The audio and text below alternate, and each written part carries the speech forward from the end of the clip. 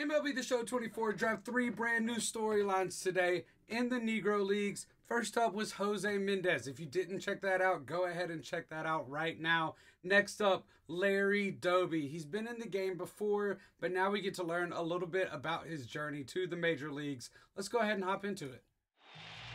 For the African-American population, when Jackie Robinson breaks Major League Baseball's color barrier, it carried the same level of euphoria that we saw as a nation when Neil Armstrong walked on the moon. And of course, Buzz Aldrin also walked on the moon, and Buzz is the forgotten man. Larry Doby would sign with Cleveland literally just weeks after Jackie Robinson breaks the color barrier with the Brooklyn Dodgers, and Larry Doby is the forgotten man. Larry Doby went through just as much. Some may even argue even more than Jackie because he was playing in the American League. And the American League wasn't nearly as liberal as the National League. When he walked into the locker room with Cleveland, no one would shake his hand. When he stepped out on the field, no one wanted to warm up with him. Larry Doby was 23 years old, thrown into a powder keg of racism. Yet Larry Doby had the exact same pedigree that made Jackie the right one to be the first. College educated, had served in the Navy during World War II, was an outstanding baseball player for the Negro League's Newark Eagles. And it didn't take long. Larry Doby never played a day in the minor leagues. He went straight from the Newark Eagles over to Cleveland. And in 1948, he and the old man, Satchel Paige, helped Cleveland win the World Series. The Cleveland Indians triumph over the Boston Braves, and the 1948 World Series is all over. Wow, so there you go. Just weeks after Jackie Robinson was the debut of Mr. Larry Doby. All right, we just got to get a hit here. No strikeouts. Yeah, man, it's just so sad and a little bit sobering. You know, Bob Kendrick, that's going to go, isn't it? Bob Kendrick does such a good job of telling these stories, but then you stop to really think and you're like, man, what a terrible story of like what he had to endure.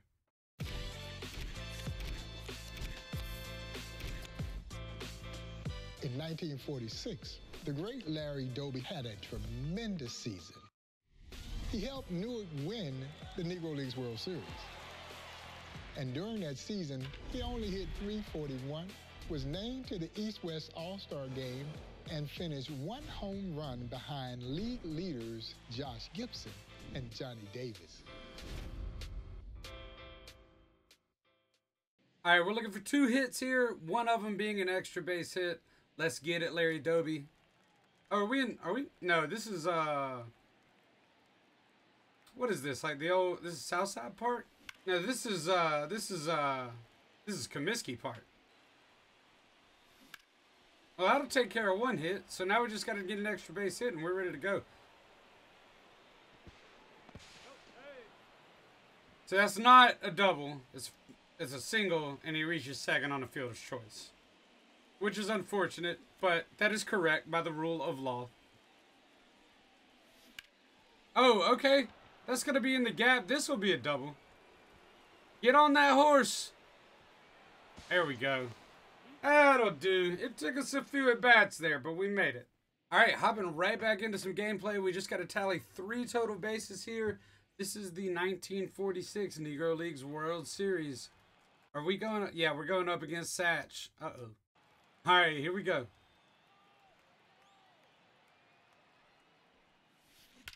Oh, yeah. That'll do. That'll get us at least 2 total bases. All right, here we go. Just need a single here.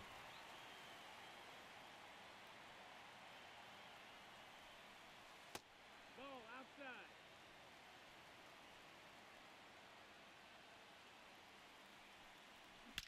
outside. Yeah. Oh, it's a big outfield. I don't know.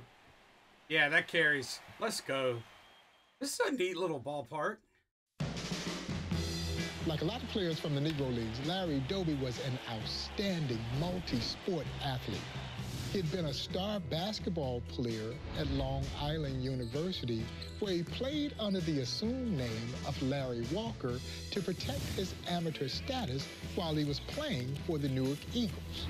Larry Doby would go on to become the first black to play in the American Basketball League, which would become the precursor to the National Basketball Association.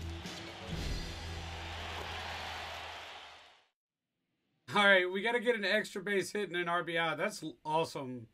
The way he used an alias to play college basketball while he was playing, I guess, professionally. You would consider the Negro Leagues at least semi-pro. Probably professional. That's so funny.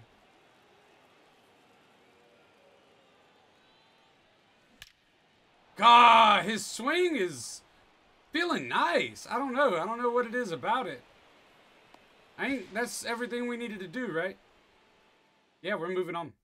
A young Larry Doby would recall his first game in the Negro Leagues against the Homestead Braves. Who was the catcher? The great Josh Gibson. Larry Doby gets into the batter's box. Gibson looks up at him and says, "Son, we're going to see how you handle a fastball." Larry Doby singled. Next time up, Gibson says, "Son, we're going to see how you handle a curveball." Larry Doby singled again. The next time up, Josh Gibson says, "We gonna see how you react when you get knocked down." They knocked him down. He gets up, he pops up. The next time up, they knock him down, but this time he singles again. Your life was tough in the Negro Leagues. They were never afraid to knock you down, but Larry Doby was never afraid to get back up.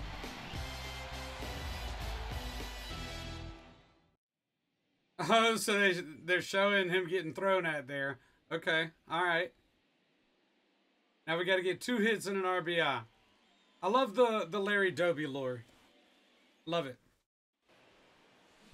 Oh my goodness! Over this huge castle wall of a right field. Holy cow. Yeah, that'll do. That'll be our second hit. We'll take it. If you want an indication of why Larry Doby was the second man to walk on the moon, well, when he gets called up in 1947, he was only hitting .414. Over a decade-long major league career, 9-time All-Star, the first African-American to lead either league in home runs in 1952. He also led the league in runs scored that season. He would go on to become the second African-American to manage in Major League Baseball, only behind the great Frank Robinson. He would become the first to win both a Negro Leagues World Series and a Major League World Series, on his way into the National Baseball Hall of Fame.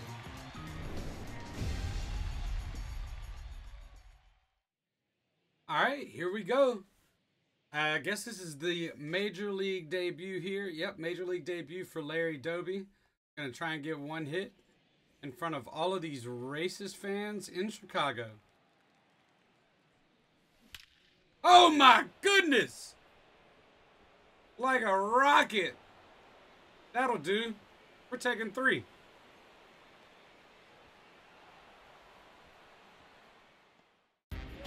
The legendary Jim Mudcat Grant, the first African-American pitcher to win 20 games in the American League. He was a roommate of Larry Doby when he was with Cleveland, and Mudcat was in awe of Larry Doby.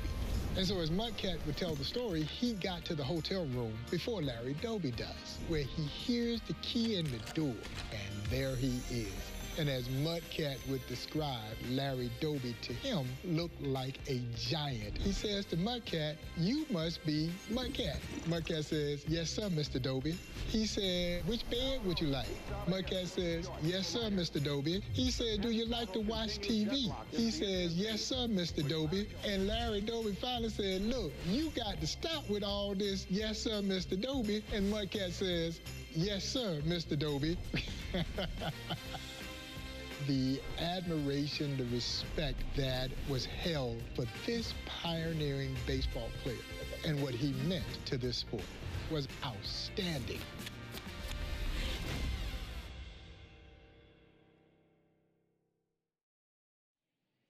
Ooh, got a little Fenway action here. We're gonna try and get 4 total bases here at Fenway. Luckily, we got the short base over in right field. Maybe we can go Yonkers here. Like that, maybe? Yeah, that'll do. Hello. Goodbye.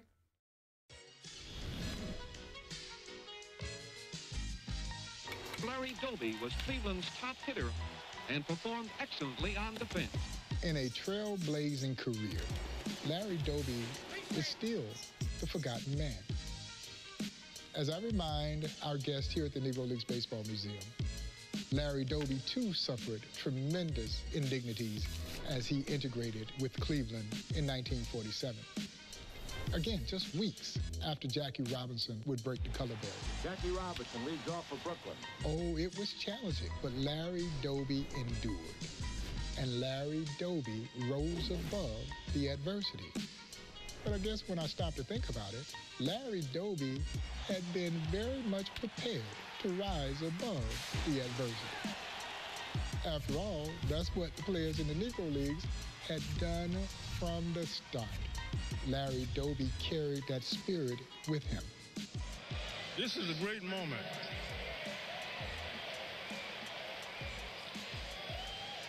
All the struggles that I've gone through and other players of Afro-Americans, this is a reward for all of us. It's never easy to be the first, but Larry Doby blazed a tremendous path that eventually led him into the National Baseball Hall of Fame.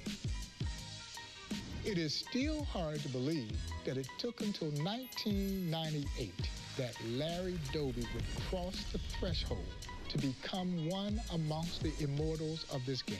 But I guess better late than never for this amazing pioneer and this amazing human being. This is it, what? Lucini pouring from the sky, let's get rich, what? The G Fonts and Sugar Dimes can't quit. I love it, man. Nobody tells a story like Bob Kendrick. And Larry Doby, I got to be honest, I didn't know most of that stuff about him. Really, you know, he's just been in the game. And, you know, while it's not a new legend that was added, it's really, really cool to see his story and everything he had to go through. So thanks, Mr. Kendrick, again for leading us through that. That's another storyline complete. We've got one left to go, Mr. Leon Day. So make sure you lock in. Hit the like button, hit the subscribe button, turn on your notifications, all of that jazz. We're going to be knocking out the Leon Day storyline, and then we're going to be putting all of this together with the Rube Foster captain. So we've got some videos coming up, so make sure you get those notifications on. Y'all, I really appreciate you. We will see you next time.